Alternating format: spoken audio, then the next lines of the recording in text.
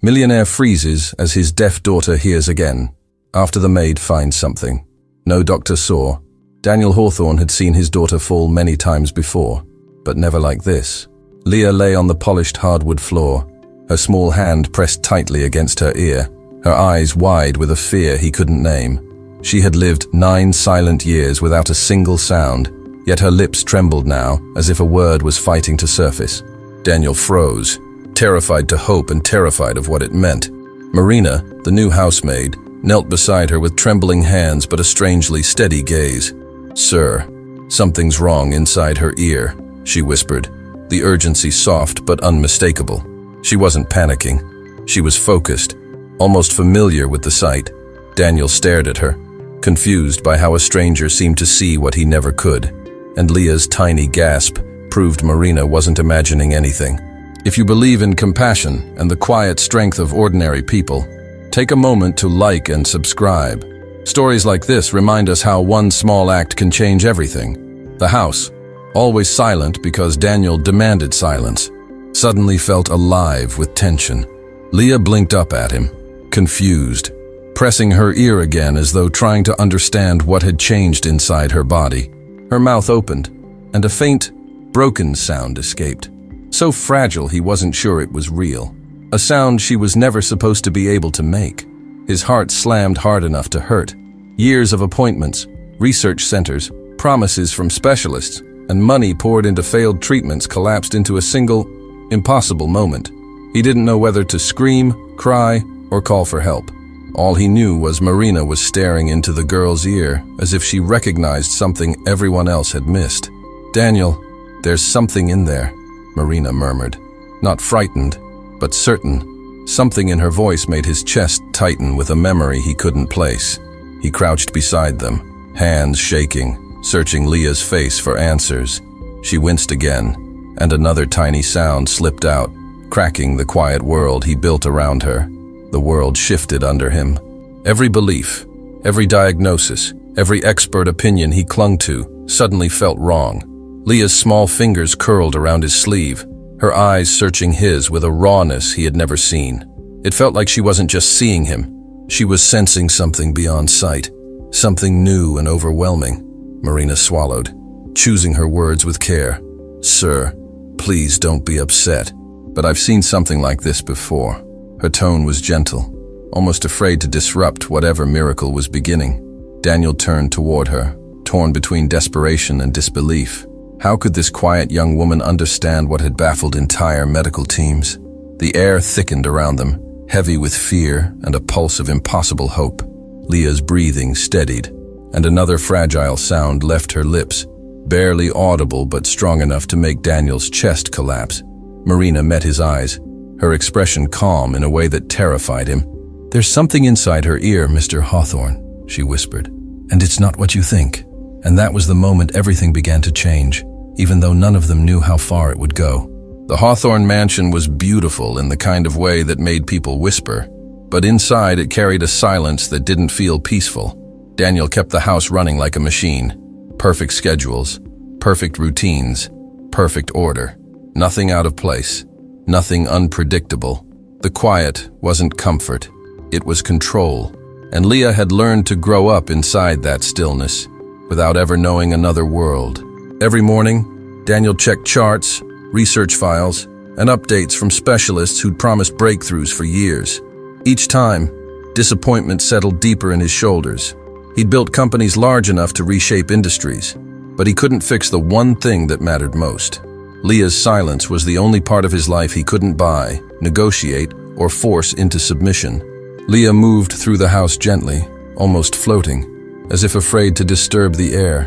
Her world was made of signs, drawings, and soft smiles she gave only when she felt safe.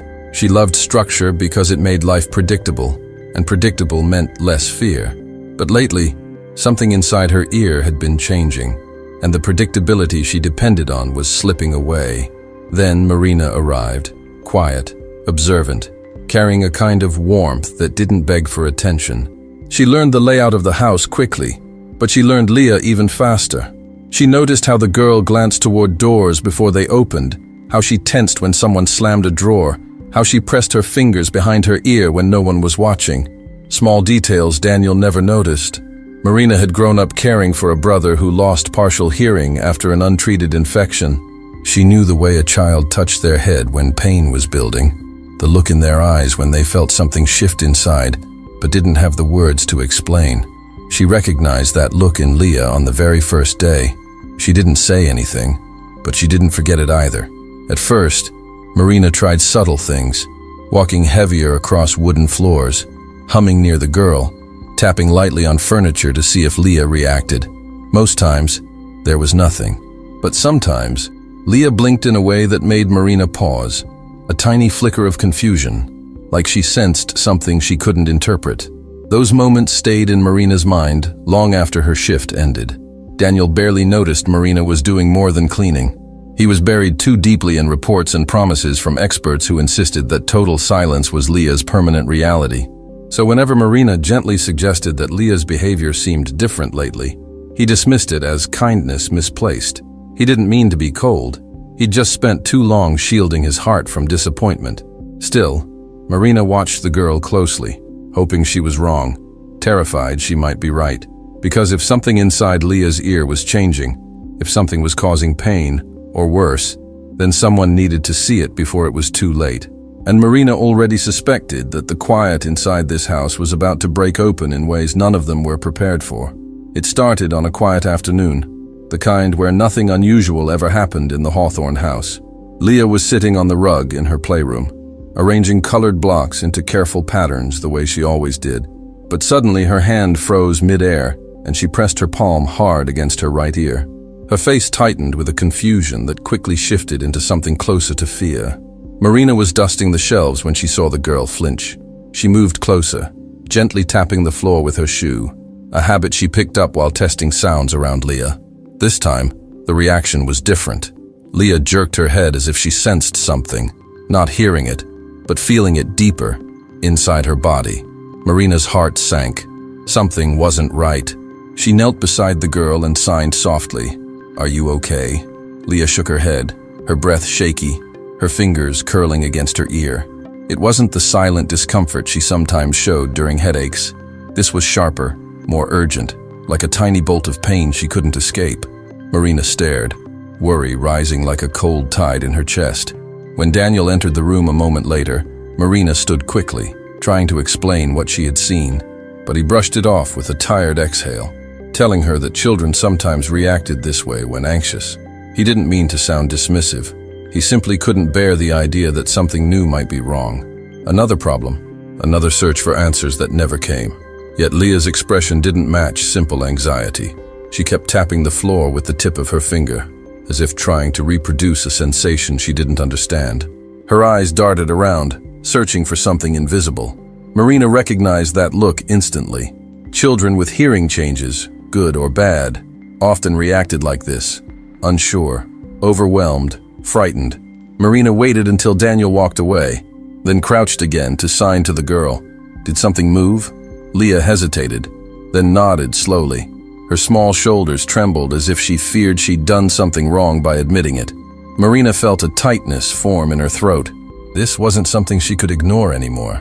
Later that evening, Marina stood by the kitchen sink replaying every detail in her mind. The girl's sudden pain, the odd reaction to vibration, the way she flinched as if something shifted inside her ear. Marina's instincts, carefully built from years of watching her brother suffer, told her this wasn't normal. It was a sign, a warning, a beginning. She wiped her hands and turned toward Leah's bedroom hallway. She didn't know exactly what she expected to find. She only knew one thing for certain. Whatever was happening inside that tiny ear had just pushed all of their lives in a direction none of them were prepared for. And Marina could feel it. This was only the start. That night, Leah woke up with her hand pressed against her ear again. Her small body curled as if she were trying to protect herself from something she couldn't see. The room was dark except for the nightlight glowing softly in the corner. But her breathing was uneven, shallow. She wasn't crying. She was too scared even for tears. Marina, passing by with folded laundry, noticed the sliver of light under the girl's door and paused. She stepped inside quietly, her presence soft enough not to startle the child. Leah looked up, eyes glossy. the fear unmistakable. Marina sat on the edge of the bed and signed gently, "Pain." The girl nodded, her fingers trembling. But there was something else too, something like confusion, as if she were experiencing sensations her brain couldn't fully understand. When Marina placed a hand lightly on the mattress, it vibrated just a little from her movement. Leah flinched, not because she heard it, but because she felt something inside her ear respond. Her eyes widened, and she clutched Marina's wrist as if begging her to make it stop. Marina froze. Vibrations shouldn't cause that kind of reaction, not unless something inside the ear was loose or waking up. She wanted to call Daniel right then, but she knew how that conversation would go. He would panic, elevate the situation to a crisis, and rush to the hospital where Leah would shut down completely. The girl's terror of medical rooms was deep. Marina had seen it in her body language, in the way she recoiled whenever anyone mentioned doctors. Something had happened in the past that Daniel never talked about. Marina sat with her, smoothing her hair back slowly, grounding her, letting the girl feel safety before fear. The house was quiet except for the faint hum of the air system, and for a moment, Marina wondered if Leah could sense even that, if the soundless vibration was sparking something inside the faulty device no one knew she had. The thought made Marina's stomach twist. As the girl finally relaxed a little, Marina looked around the room and noticed smaller patterns she had missed before. All the things Leah kept closest, her drawings, her stuffed animals, her blankets, were arranged away from the side of the bed facing the hallway, away from noise, away from movement. Leah had been protecting herself long before the pain began. Marina returned to her small quarters and sat on the floor with her back against the wall, hands covering her face. She remembered her brother shaking the same way, terrified when a sound he wasn't used to would escape through damaged hearing pathways. She remembered feeling helpless, too young to understand what was happening but old enough to know he was suffering. That memory made her chest ache now. She knew she couldn't ignore the signs. Not this time. Not with a child who couldn't speak up for herself and a father who didn't see what she saw. Marina didn't know how she would help or what she would discover. But one thing was clear. Whatever was happening inside Leah's ear wasn't just discomfort. It was the beginning of something big, and she feared she was already running out of time to act. Leah's crisis came just after midnight, when the entire mansion was dark, and even the guards outside had settled into quiet stillness. A sharp, muffled whimper cut through the hallway, and Marina rushed toward the sound before she even realized she'd dropped the laundry basket. She found the girl on the floor beside her bed, knees pulled to her chest, her palm pressed against her right ear as if something inside was twisting. Marina knelt fast, her heart pounding. She lifted the small night lamp and angled it gently toward the side of Leah's face, trying not to frighten her. The girl leaned forward instinctively, desperate for help, desperate for the pain to stop. Marina positioned the light behind her own hand and moved slowly, hoping to see what was causing so much distress. But what she glimpsed made her breath catch. Something deep inside the ear reflected the light, as if it were metallic. She blinked hard, thinking she imagined it. But when she angled the lamp again, the tiny reflection pulsed faintly, like a slow heartbeat of silver.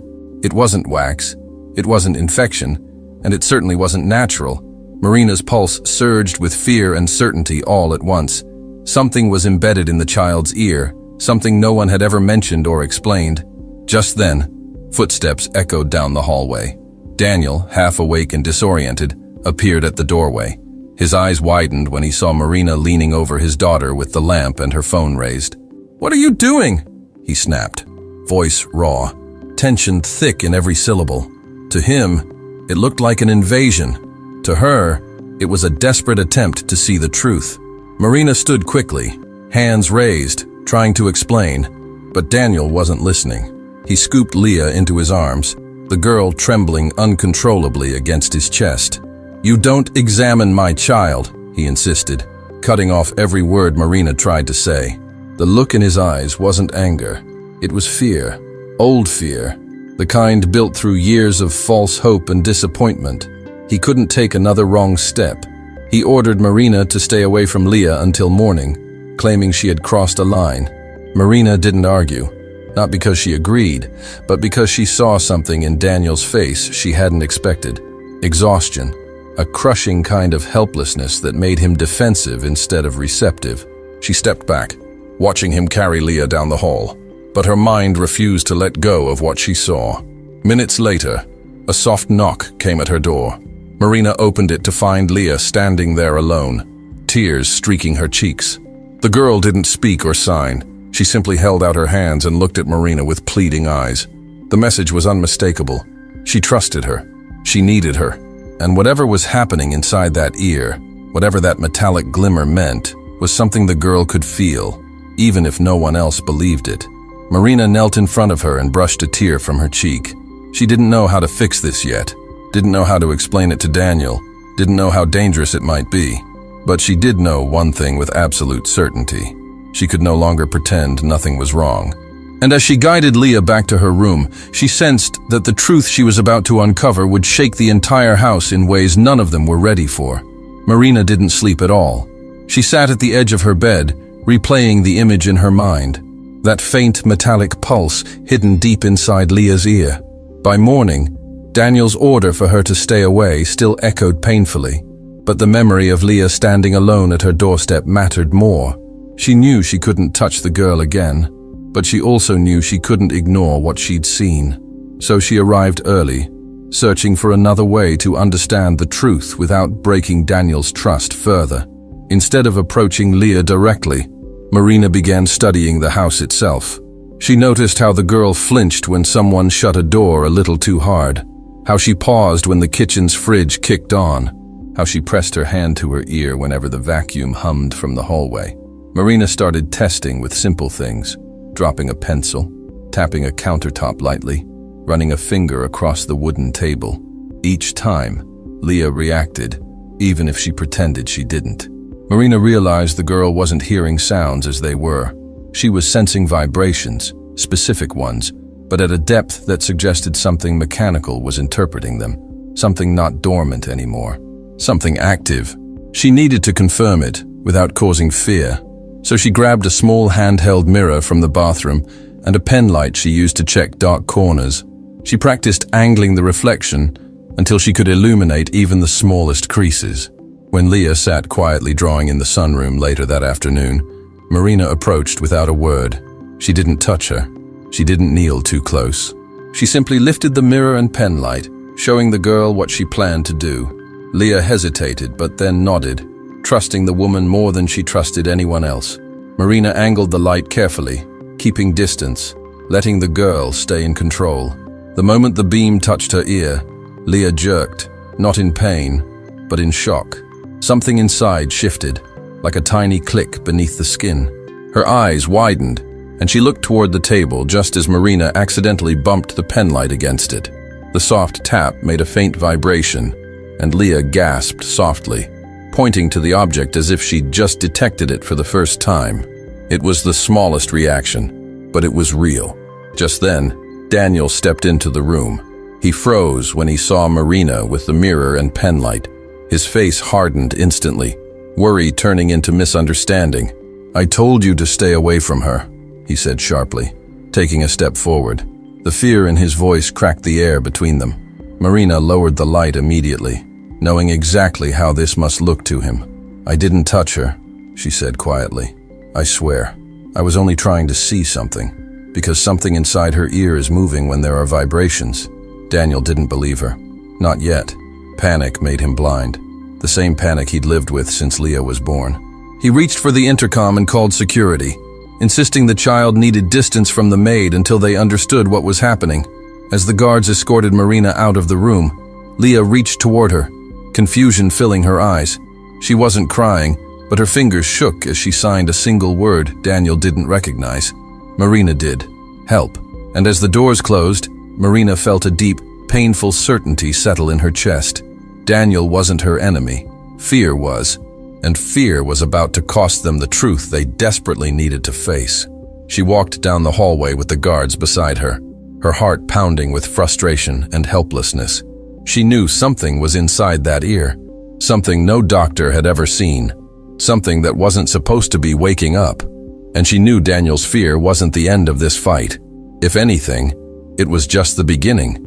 The hospital lights were bright enough to sting, but Daniel barely noticed. He hovered behind the glass while doctors examined Leah, their faces shifting from confusion to concern as they reviewed the initial scans. One of them called for a specialist immediately. Daniel's stomach tightened. He'd lived through countless evaluations, but the urgency in their voices was different this time, sharper, heavier, almost alarmed. When the door finally opened, the lead physician motioned him inside.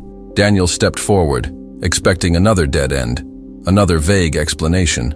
Instead, the doctor held up the scan of Leah's ear with a seriousness that made Daniel's breath catch. Embedded deep inside was a small, unfamiliar structure, smooth, metallic, and unmistakably mechanical. "This isn't natural," the doctor said quietly. "It's a device." Daniel's mind spun. A device? His daughter had never undergone any surgical procedures besides standard checks. He'd never approved anything experimental. But the doctor continued, explaining that the implant appeared to be a prototype, something placed when Leah was an infant, likely during a period when Daniel had trusted a private team claiming to run advanced diagnostics. The realization hit him like a punch. He had signed paperwork without reading everything. He had believed them. The doctor examined the monitor again, pointing out the fault lines along the device. "It never activated properly," he said. "It stayed dormant for years, but something recently triggered it. Light, vibration, or both." Daniel's knees weakened. All the years Leah lived in silence, all the failed treatments, all the hope he'd lost. They weren't because her condition was irreversible. It was because a corporation had inserted technology that never worked. He stepped back, dizzy with guilt. Every time Marina tried to warn him, every instinct she had, every detail she noticed, she was right.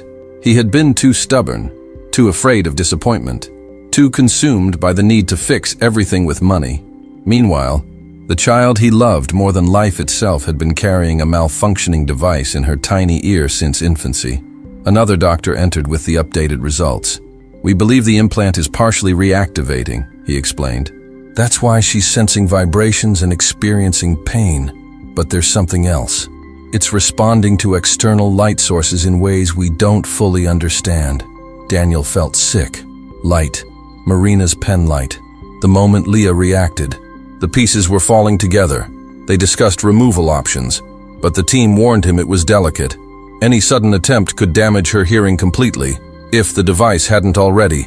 Daniel looked toward the bed where Leah lay, her small fingers twitching as if searching for comfort she didn't know how to ask for.